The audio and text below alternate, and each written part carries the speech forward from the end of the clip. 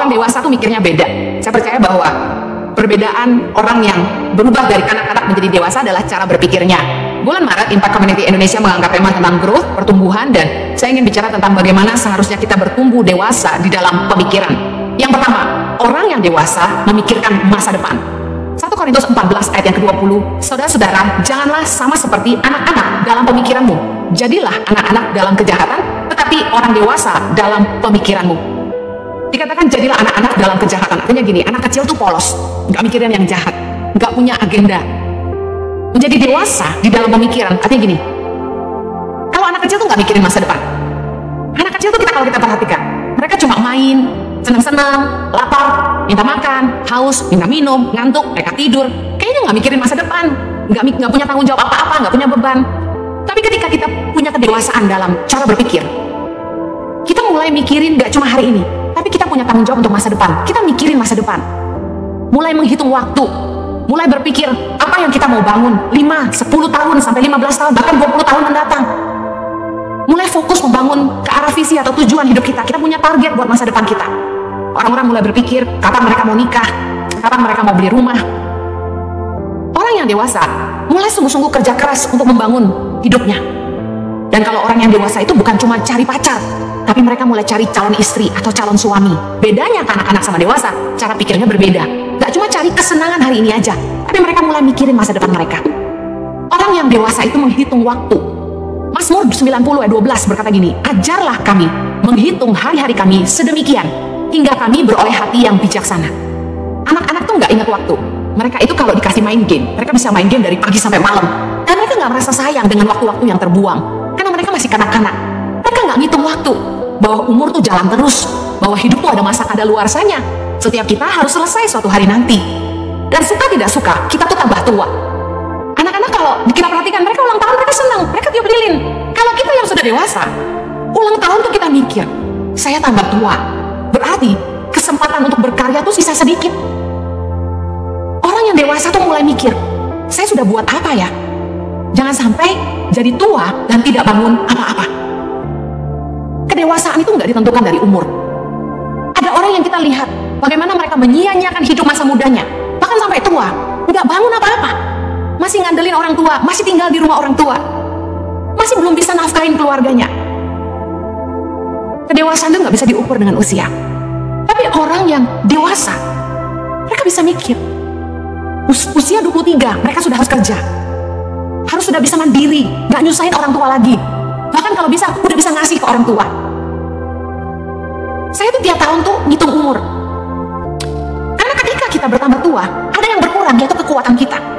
Semakin kita menjadi tua, kesempatan untuk berkarya tuh semakin sempit. Sisa kita tuh tinggal sedikit, kekuatan yang tersisa tinggal sedikit.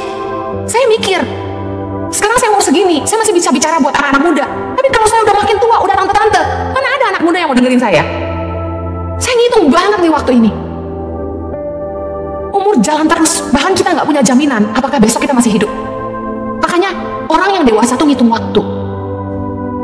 Umur 25 udah harus mulai nabung untuk nikah, udah harus mulai nabung buat bisa cicil rumah, KPR, udah harus punya modal buat usaha. Orang yang dewasa tuh mikir, ngitung waktu.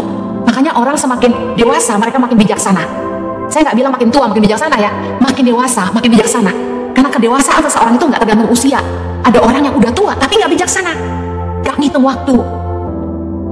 Contoh, ada orang yang umur 60 tapi gaya hidupnya masih sama seperti waktu masih muda. Maaf, main perempuan, judi, minum. Ada juga perempuan yang gak hitung waktu, makin tua gayanya gak berubah, masih suka hura-hura. Makanya gak heran ada anak cucu tuh yang malu lihat omanya, karena gak sadar umur. Mari bijaksana dengan hidup kita. Orang yang dewasa itu memikirkan masa depan, hitung waktu. Saya sudah buat apa ya? Umur makin tua, kita udah bangun apa ya? Ingat, hidup tuh ada masa kadaluarsanya. Semakin bertambah usia, kekuatan kita makin berkurang, kesempatan berkarya semakin berkurang. Orang yang dewasa mulai mikirin masa depan. Yang kedua, orang yang dewasa memikirkan orang lain. Anak-anak hanya mikirin diri sendiri. Mereka cuma fokus, saya mau ini, saya mau itu, saya mau ini, saya mau itu. Anak kecil cuma mikirin maunya dia. Tapi orang yang dewasa mulai mikirin orang lain, mulai punya tanggung jawab atas hidup orang lain. jawab. Nggak cuma hidup untuk dirinya sendiri. Makanya hanya orang dewasa yang udah boleh nikah, karena dia bisa mikirin orang lain di luar dirinya. Dia punya tanggung jawab untuk istrinya, untuk suaminya, untuk anak-anak yang akan lahir dari hidupnya. Mulai mikirin tanggung jawab untuk orang tuanya. Orang tua makin tua, mereka harus mikirin mereka bisa kasih apa buat orang tuanya kalau orang tuanya udah tua. Anak yang dewasa akan mikirin, oh saya nggak mau papa mama saya kerja terus sampai tua, saya mau mereka nikmati hidup mereka. Tapi ada anak-anak yang sudah tumbuh dewasa tapi masih bergantung hidup sama orang tuanya dan nggak mikirin orang tuanya, nggak mau mulai belajar untuk nerusin usaha orang tuanya, nggak bangun karir sungguh-sungguh, main game aja di rumah, ngandalin kekayaan orang tua, berpikir kalau orang tuanya satu hari udah nggak ada, kan ada warisan. Padahal mereka nggak belajar apa-apa, dan harta itu bisa habis sekejap mata. Orang yang dewasa tuh mikirin orang lain. Roma 15 ayat yang pertama. Kita yang kuat wajib menanggung kelemahan orang yang tidak kuat, dan jangan kita mencari kesenangan kita sendiri. Ayat kedua. Setiap orang di antara kita harus mencari kesenangan sesama kita demi kebaikannya untuk membangunnya.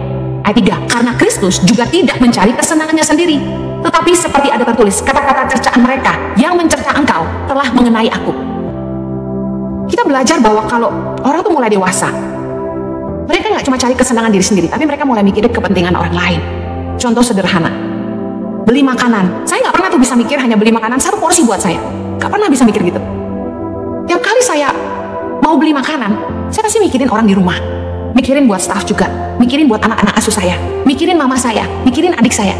Apalagi ketika beli makanan enak, kepikir tuh, beliin buat mama, beliin buat adik saya dan keluarganya, beliin buat staff. Orang yang dewasa nggak cuma mikir kesenangannya sendiri.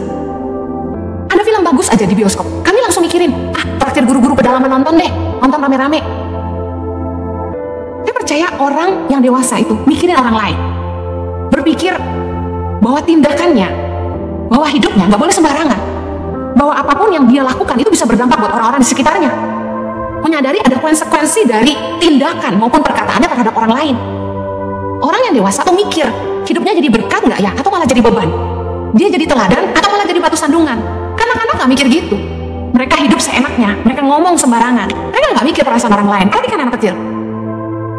Anak kecil itu kalau lihat apa ngomong. Satu kali anak-anak saya masih kecil banget, usia baru 2,5 tahun, Chloe dan Zoe, satu hari ketemu dengan salah satu orang tua dari staff saya, dan mereka bilang gini, Mama, kok mamanya jelek ya? Saya kaget, kok anak kecil umur 2,5 tahun bisa ngomong kayak gitu? Saya bilang, gak boleh ngomong gitu, karena saya khawatir mamahnya dengar. Saya bilang, kenapa kamu bilang begitu? Soalnya mamahnya kok tua banget, katanya gitu. Jadi karena anak kecil tuh polos, mereka gak mikir bahwa omongannya itu mungkin melukai gitu. Mereka ngomong spontanitas. Apa yang mereka lihat, apa yang ada di pikiran mereka, mereka cuma lontarkan tanpa niat jahat. Mereka mengambil kesimpulan kalau orang itu jadi tua, mereka jadi jelek. Sejak hari itu, anak-anak saya selalu doain saya awet muda. Anak-anak saya bilang gini, Mama gak boleh jadi tua, Mama gak boleh jadi tua. Karena dalam benak mereka, kalau orang tambah tua, mungkin mereka gak cantik lagi. Anak kecil, mereka gak mikir apakah perkataan mereka menyinggung. Perhatikan, mereka akan datangi orang dan bilang gini, Om gendut ya. Mereka gak mikir, perkataannya melukai. Banyak orang yang sudah dewasa, kalau ngomong sembarangan, gak mikir perasaan orang. Itu kanak-kanak. Tapi orang yang dewasa peduli perasaan orang lain. Orang yang dewasa tuh mikir, apakah tindakannya bisa berakibat buruk terhadap orang lain. Tapi sedangkan anak-anak, mereka hidup seenaknya, mereka bertindak seenaknya. Perhatikan anak-anak yang gak dewasa. Mereka pulang malam, larut malam. Mereka gak mikir tuh orang tuanya khawatir nungguin di rumah. Mereka gak belajar sungguh-sungguh. Mereka kuliah, fail terus. Mereka gak mikir tuh orang tuanya kerja keras untuk kuliahin mereka. Orang yang gak dewasa tuh gak mikirin orang lain. Tapi anak yang dewasa, dia akan sekolah sungguh-sungguh. Dia akan kerja sungguh-sungguh karena dia mikirin orang tuanya. Dia mikirin akibat dari perbuatannya. Orang lain akan disusahkan. Ada orang yang hidup begitu sembarangan dan gak mikirin perasaan orang lain. Roma 14 ayat 12. Demikianlah setiap orang di antara kita akan memberi pertanggungan jawab tentang dirinya sendiri kepada Allah. Orang yang dewasa itu akan jaga hidupnya baik-baik, memastikan dia bertindak hati-hati sesuai dengan firman Tuhan. Dia nggak cuma ngikutin nafsunya sendiri, dia nggak cuma mikirin keinginannya sendiri, karena dia tahu bahwa suatu hari nanti setiap masing-masing kita harus mempertanggungjawabkan hidup kita kepada Allah. Roma 14 ayat 13. Karena itu janganlah kita saling menghakimi lagi, tetapi lebih baik kamu menganut pandangan ini. jangan kita membuat saudara kita jatuh atau tersandung. Seperti contoh tadi anak saya, waktu ketika dia ngomong waktu kecil, dia nggak mikir apakah perkataan itu bisa menyinggung perasaan orang, meskipun perkataan itu tidak disampaikan secara langsung, tapi dibisikkan ke saya. Orang yang dewasa akan mikirin, kalau saya ngomong gini, orang lain tersandung nggak ya? Jangan sampai kita menghakimi orang, dan akibatnya kita bikin orang tersandung. Berapa banyak orang yang kecewa, dan akhirnya nggak mau ke gereja, hanya karena pelayan Tuhan nggak jaga perkataan mereka, menghakimi. Urusan baik pakaian lah, urusan tato lah, urusan nikah berapa kali lah, yang kayak gitu diomongin. Kalau orang mulai nanya sama saya, Bu Heni setuju nggak sih sama orang tato? Saya lebih baik gak banyak komentar, karena bagi saya, jiwanya jauh lebih berharga daripada kita ngurusin tatonya. Gak esensi banget. Anda lebih baik orang yang bertato itu datang ke gereja, cari Tuhan sungguh-sungguh, lalu mereka bertobat, mereka ikut Tuhan sungguh-sungguh, atau mereka gak ke gereja gara-gara mereka takut diomongin soal tatonya. Teman-teman mengajar kita, jangan saling menghakimi lagi. Lebih baik kita menganggap pandangan ini, jangan membuat orang tersandung. Jangan bikin orang lain jatuh. Kalau orang dewasa tuh mikir, jangan cuma ngomong seenak, merasa diri benar lalu menghakimi orang lain. Roma 14:15. Sebab jika engkau menyakiti hati saudaramu oleh karena sesuatu yang engkau makan, maka engkau tidak hidup lagi menurut tuntutan kasih. Janganlah engkau membinasakan saudaramu oleh karena makananmu, karena Kristus telah mati untuk dia. Kata-kata ini yang kita harus camkan. Karena Kristus telah mati untuk dia. Untuk dia siapa? Untuk orang-orang yang kita hakimi, untuk orang-orang yang kita pikir gak layak untuk datang ke rumah Tuhan, dengan pakaian mereka, dengan tato di tubuh mereka, dengan kebiasaan merokok mereka mungkin. Mungkin mereka simpanan orang, mungkin mereka siapa di mata kita yang menurut kita tidak layak masuk ke rumah Tuhan. Dengar, Kristus telah mati buat mereka. Orang yang dewasa lebih fokus kepada keselamatan jiwa-jiwa daripada ngomongin soal pakaian dan kulit luar mereka.